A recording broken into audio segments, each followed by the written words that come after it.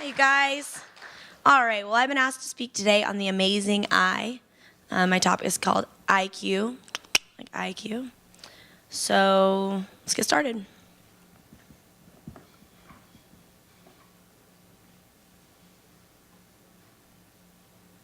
Okay. I'm just making myself uncomfortable. But obviously I can't give this speech with just eye contact, so we're going to have to communicate a little bit here. Eye contact has a wonderful role in communication, but obviously we need a little bit more than that. So let's get started. IQ fact number 1. Is that here? Ha. Human beings are the only animal on the planet that shows the whites of our eyes. So there's lots of animals who might show a little bit of the whites of their eyes, but we show a lot of it. And our eyesight is not necessarily great for animals in the animal kingdom. So it can be concluded that the reason we show so much of that white part of our eye and our irises are so small in comparison is because it's developed as a social interaction tool. I thought that was super interesting. And, for us, we rely on social interactions. We have social needs, and our eye has evolved as a tool to meet those needs. Our eyes have developed this way partly to help follow each other's gazes and to communicate, as well as to aid in cooperative tasks. So if we have a task that requires close contact, our eyes help in that cooperative task. Examples of this would be mothers and infants. They are heavily reliant on eye contact, especially in the early stages. They rely almost completely on eye cues to build a relationship and to foster that social interaction. And you can also relate it to swim. When you're teaching a baby to swim, I'm sure all you swim teachers out there know that probably the biggest point of stress for a baby is when they have to put that face in the water. And yes, it's stressful in itself. It's a new skill. They can't breathe. But also they're losing sight of the one person that they're supposed to be trusting in that situation, the person who is supposed to be keeping them alive. And so it's really important to maintain that eye contact as much as you can to build a relationship, build trust, and let them know that you're there to support them. Likewise in gymnastics, you can put a little toddler on the beam, and a lot of times you'll see their eyes going everywhere. And by your IQs, reading their IQs, you can tell whether or not they're simply afraid. Are they afraid of the action? Are they worried about mommy over there in the corner, separation anxiety? Are they just confused? They're looking all around. They're just confused about what they're supposed to do. So you can read their IQs, and great teachers will get down right on that level, and you can actually use your eyes to guide them to the next steps without having to say a whole lot. And especially when you're a toddler, they don't have a whole lot of perspective and language developed, so it's really important to rely on that nonverbal communication. All right, let's see if I can do this. IQ fact number 2. For humans, the eyes are more than just windows to the outside world. They are also portals inwards. They provide others with glimpses to our inner thoughts and feelings. William Shakespeare's famous quote, "The eyes are the windows to your soul," that's where it comes from. It's from our ability to read one another. IQ fact number 3. The human eye plays a huge role in social interactions and interpersonal communications. Relationships are the most important thing to human beings. There's studies that support it all over the world. I think it's pretty inarguable that relationships trump material things, successes, new cars. Relationships are by far the most important things to all people. Social interactions and communication are the tools that we need to build and foster and maintain those relationships. And as humans, we possess these highly complex systems to support those interactions. The eye being one of those systems. Going back to the example of mother and child in the infant stage, that is using your eyes and IQs to build a relationship. That's what they're doing. They're building a relationship, they're building trust, they're forming a bond, and an important one. So in our industry, specific to our industry, we live and die based on the relationships we form. We don't manufacture widgets, we don't fix cars, we sell ourselves. And how we interact with our students, with our customers, with our coworkers, has a direct link to our success in this business. And the eye is amazing. It has much to do with those social interactions. So let's start with eye contact with students. The eyes are a powerful tool for both teacher and learner. Just keep that in mind. IQ fact number 4. Eye behavior is a crucial part of interpersonal communication. In fact, without eye contact, most people say that they're not able to fully communicate or to determine whether or not they're being understood by someone. I listened to Steve Greeley give a talk at the last national conference we were at, and he was talking about great teachers. And something that great teachers can do is teach an entire lesson without even speaking. And you know Steve, so he proceeded to like light up and run around the stage and do cartwheels and prance and babble and make crazy noises. And you know, we knew exactly what he was trying to get at. So, but I guarantee if he would have turned his back on us, or if he would have closed his eyes, we wouldn't have no idea what he was talking about. It would have been highly uncomfortable, actually. But because he opened his eyes and used that tool, we were able to understand what he was trying to get at. Okay, IQ fact number 5.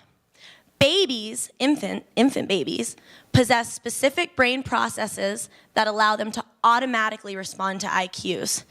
There's a little did you know down there. But what I'm getting at is this: the University of Virginia, they had a study where they hooked these EEG machines up to infants' brains, and they measured their brain waves. And then they took someone and they put them close to their face, and they did expressions of fear, expressions of joy, expressions of surprise, of sadness. And those little brain waves went crazy, and they were different. So, and that's not learned. They don't have a perspective yet. So our body, our brain, is automatically pre-wired to respond and react and see things in front of us. Those brain mechanisms exist in infants, and it likely provides a foundation for the development of all of our social interactive skills as humans. Okay, keeping that in mind, vision and how the brain uses visual information and the way that we interpret meaning from visual information are learned skills. So even though we're born pre-wired to react to things and to see things, it is what we learn. What we learn is how we interpret those things that we see, how we organize the things that we see, and how we collect meaning from the things we see. So even though we're pre-wired to be social creatures, the way we react to it and derive meaning from it is a learned thing. Okay, IQ fact number 7. Gross motor activities such as gymnastics and swimming improves visual processing. Right, Lana? All right. So strength and coordination, those are 2 things you hear in mission statements all the time. It's things we preach constantly in the classroom to our customers. They're very important in our business. They are also things that you need for processing visual information.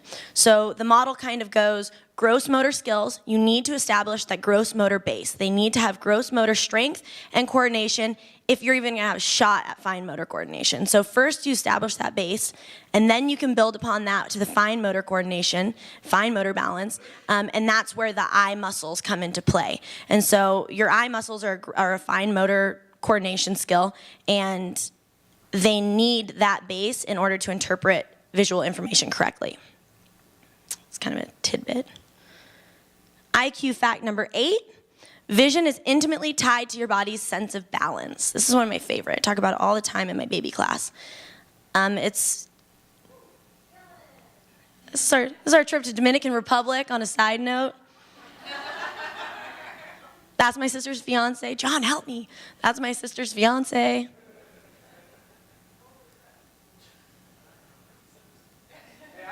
Well, I could still talk a little bit about the vestibular while I get someone to help me.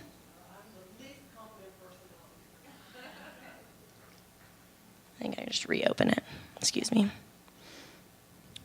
Okay, well, the vestibular system is basically the system that's in charge of our balance and coordination. Speed, acceleration, and gravity are things that affect that balance and coordination in that system. So it's extremely applicable to gymnastics and to swimming. A good example in gymnastics would be when a vaulter is accelerating towards a springboard, their head's moving up and down. Well, obviously they're not running like this. They're running fixated on their target. So that is the vestibular system at work, and it's moving. Let me see. Basically, your brain is registering those movements, and it's sending them through little tiny fibers that bend, that are back in your inner ear, that allows people to stay fixated on an object and to hit the mark. So people who have a vestibular issue, you'll see that the balance issues, they come into play. Swimming, same thing, same concept. If you have a swimmer who's diving headfirst into a pool, they're going to engage their vestibular ocular reflex, which is what we were just talking about. It allows them to keep their eyes centered on where they are spotting. Spotting, we use it in gymnastics, we use it in swimming, super important in what we do. It allows them to spot, and as they move through the air, it allows them to make body adjustments for good form, for safe landing, all that good stuff. All right.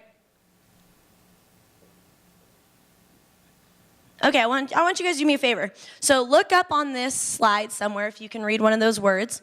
Pick any word that you want on the whole slide. And now everybody, with keeping your eyes on that one word, turn your head all the way to the right. Can you still see it?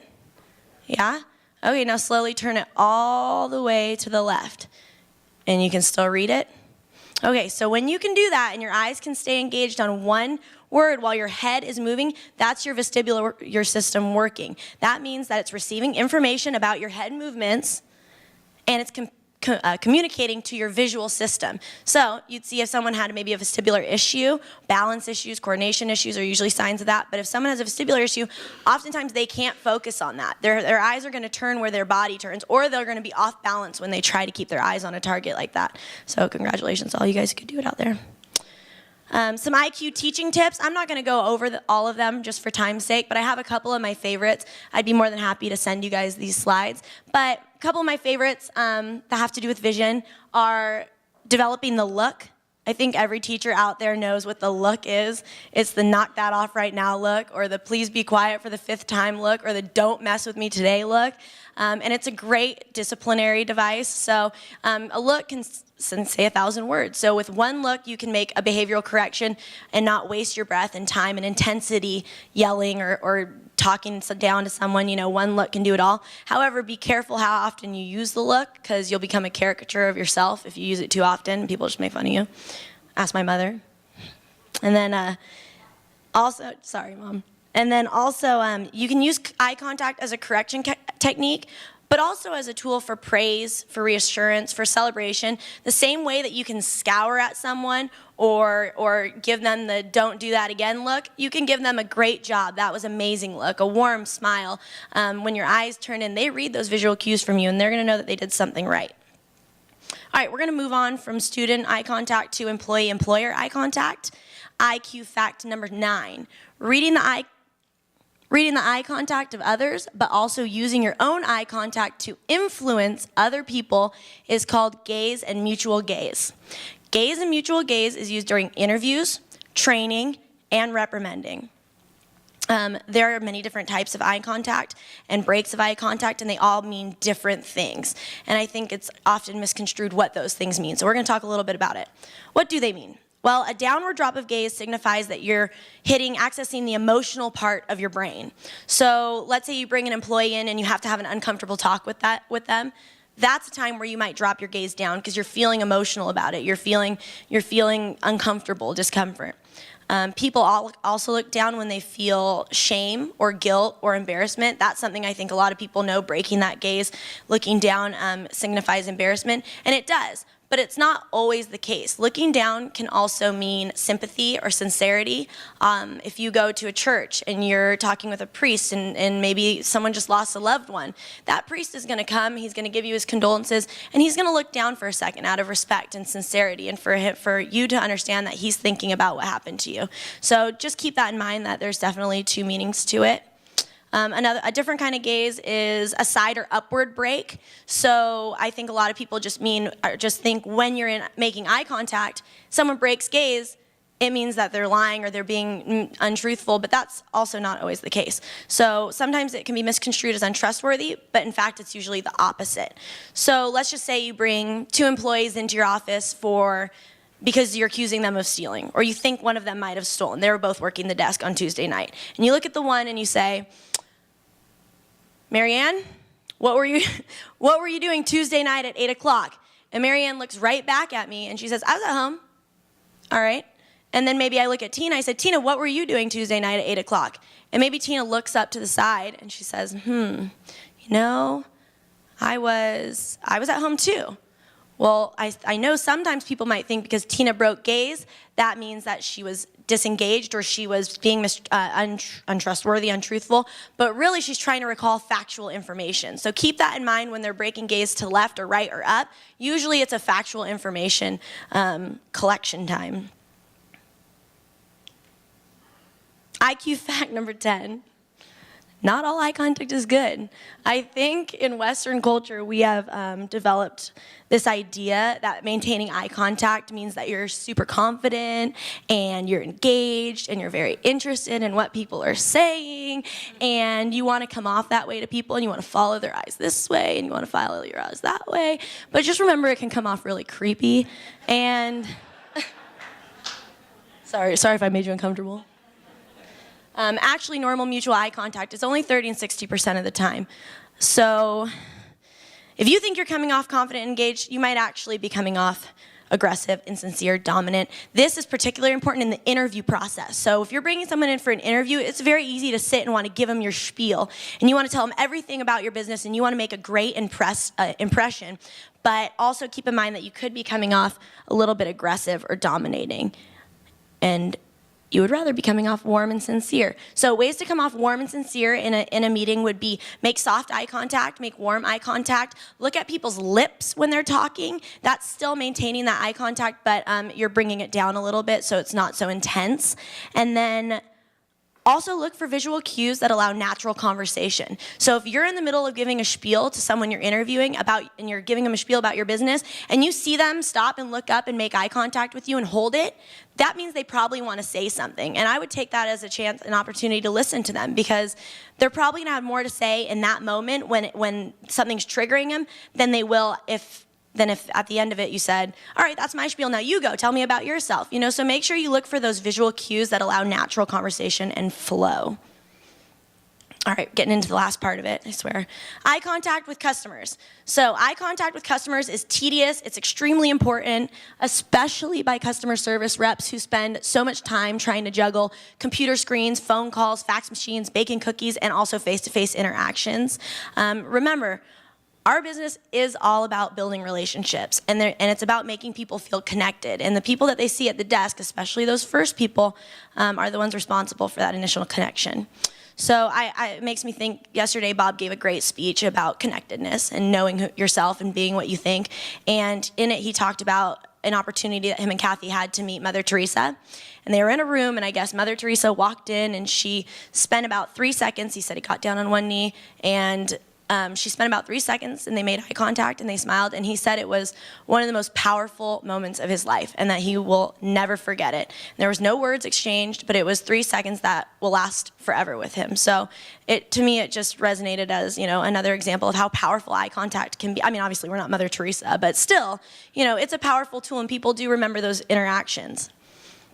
IQ fact number 11, most customers will not wait more than 30 seconds if they cannot make eye contact with someone. They feel like they're being ignored. So the solution is, regardless of how busy you are, lock eyes with your customer for at least 3 seconds, give them a warm smile, and let them know that they are important to you and that you'll get to them as soon as you can. There's something, In-N-Out, most of you have In-N-Out now. In-N-Out sends a person out to the floor when there's really long lines. It's not more efficient for them. They built a box that's just as efficient, if not more. But they found that people are more likely to wait in long lines if they see somebody and they are seen by somebody. So if they see that someone's actually out there working for them, they're more likely to wait in those lines. Same thing at Verizon and Apple Store. I mean, those people never really help you, the ones who check you in. They can't do anything. But you've made right? You made eye contact with them, and they signed you into little things, so you're way less likely to walk out during a long wait than you would have been if you stood in there and no one greeted you and you waited in line in 20 minutes and you'd probably leave. At Cal Elite, we got the girls headsets so that they're hands-free, so that when people walk in, even if on the phone, they can make eye contact and wave. It's been awesome, so they're not like this, looking like they're busy and distracted. It's been great for us. All right, getting down the last couple. Eye contact with customers. Most customer representatives sit while your customers stand. So, customers are literally looking down on your staff. And that can send automatic signals to customers to treat your staff subserviently. And that should not be the case. So make sure you do things that put them at eye level and give them the respect and confidence that they need to do a good job. A good tip, stand up, shake hands, provide chairs for customers so that they come down to their level, or build your desk up. At Cal Elite, we built a big desk that separates our customers from our staff. And what it did was require our front desk staff to stand up to help customers. customers. So at least for the majority of the interaction, they're standing up face to face figuring out what that person wants. Customer service, eye contact, one more thing. Customer service reps must look at the screen to be efficient and to complete the task at hand, but spending too much time looking at a screen can make them appear disengaged or disingenuous. So a good tip would be to make sure they know when to look up at the right times. The right times are during the initial interaction, the greeting, the hello, how are you, how can I help you? While the customer is explaining their needs, really listen. Don't just start typing in their phone number because you already know that they're in level 1, Wednesday 3:30 with Miss Jamie. Listen to what they want, then hit the screen, and then make sure you make eye contact again when they say goodbye. So those are the 3 crucial times to make eye contact where it's going to have most bang for its buck and also keep you most efficient. Make sure that eye contact is confident and warm. Don't let your reps get caught looking confused or agitated. I know when sometimes people are thinking or trying to solve a problem, they can sometimes look agitated. We call that a resting witch face at Cal Elite. You guys heard of that? Nope, it's called something else, but we're not gonna say it here. But we make sure they understand how they're looking. Show them in a mirror. Show them in a mirror how they're looking so that they know how to correct it. All right, I think this is the last one. But customer service reps interact with parents more than students. Those are the people who are paying the bills. Those are the people that they see at the desk. They're dealing with the scheduling. But remember who your real customer is. Your real customer is a little kid standing below the desk where you can't see him. So I would recommend having the desk make an effort to greet the child as well. Make an effort to just look over and say, "Hi, honey, how was your dance class?" "Good, I'm so glad to hear it." And that's it. You don't need to spend a lot of time on it, but make sure that they feel important too because they're important to your customer. And again, it's something that helps strengthen relationships. All right, last slide for eye contact. Eye contact around the world. Eye contact etiquette is learned through societal rules, and not all societies teach the same rules. So I think a lot of people think eye contact is a physiological response, when really it's learned, and it's learned based on what society you live in. What means what where? In the United States, eye contact is thought of as confident, it's thought of as polite, it's thought of as engaged and engaging. In Western Europe, it's also thought of similarly, but it has more flirtatious undertones. So if a waiter comes and brings you a drink, smiles at you, and you smile back and hold that for about 2 seconds, you're hitting on him. And, well, now I realize why I got so much free limoncello in Italy, because clearly I was hitting on everyone when I thought I was just being polite. It's a little different in the Middle East. Can't be grouped into one class. However, there are rules for more brief eye contact. Brief eye contact is more appropriate, especially between men and women, if at all. And then it's similar in Asian, Latin American, and African cultures. Although they can't be grouped into one specific class, generally eye contact can be considered an affront to authority, and it's more polite and respectful to keep a brief eye contact and then look away. Yeah, and those are basically it on eye contact. I have some more. I know I'm out of time, right, Mom? I'm going to skip these. If you'd like me to send you these slides, I can send them. It's all about what your customer sees when they walk into your business. What is your business saying to them based on what they're seeing? So there's some good stuff in there. I can send it if you want. I'm just going to end on some other facts to improve your IQ. I'll read some of my favorite. The most common eye injury in the pool for children is pulling their goggles way off their face and letting go, and they snap their eyes. Second most common eye injury is acid burns in the pool. The most common eye injury in the gym is a knee to the face, tumbling, and same thing with coaches, knees to the face, kicks to the face. The second most common eye injury this one was super interesting. Substance burns, substance with more basic pH levels are far more dangerous than acidic substances. So I think everyone pretty much thinks if you dump a bunch of chlorine in your eye, that's pretty bad. But one thing we have in a lot of gyms that people don't realize is dangerous is chalk. Chalk is a highly basic substance, and I see kids all the time who like roll up the chalk and like blow it in their friend's face, and it has a delayed reaction. So keep in mind that chalk is a really dangerous substance to get in your eye, and don't let people mess around with it too much. At birth, babies can only see black and white. I like that one. Up until 3 months, they can only see 8 to 10 inches from their face. Kids with visual problems are often mislabeled as autistic or ADHD. Let's see which other ones I think are interesting. Oh, my favorite is people with blue eyes have a higher alcohol tolerance than people with brown eyes. I'm sure that one came from Profound Facts. And I like this one. About 50% of our brain is involved in the seeing process, and our eyes are the strongest muscle in the human body for the job that they have to do. So they are 100 times more powerful than they need to be to do what they need to do. Anyways, I'm going to wrap it up. I hope this helped improve your IQ and you guys learned some interesting facts. Thank you for having me.